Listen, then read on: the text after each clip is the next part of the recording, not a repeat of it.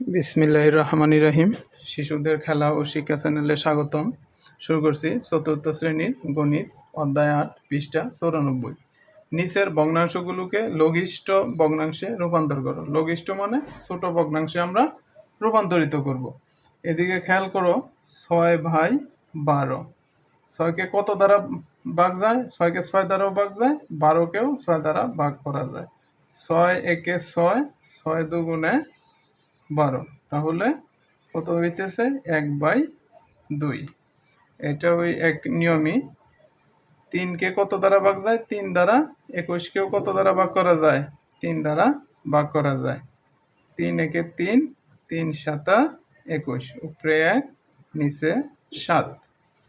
9কে কত দ্বারা ভাগ করা যায়? 9 দ্বারা ভাগ করা যায়। 36কেও কত দ্বারা ভাগ করা যায়? 9 দ্বারা ভাগ করা যায়। 9 একে 9, 4 9 36 সমান সমান 1/4। এটাই উত্তর।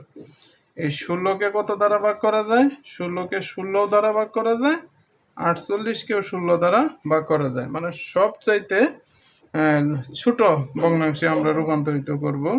16কে 16, 3 16 48 সমান সমান 1/3। এটাই উত্তর। ভিডিওটি ভালো লেগে থাকলে আমার চ্যানেলটি সাবস্ক্রাইব করে রাখবে। ধন্যবাদ।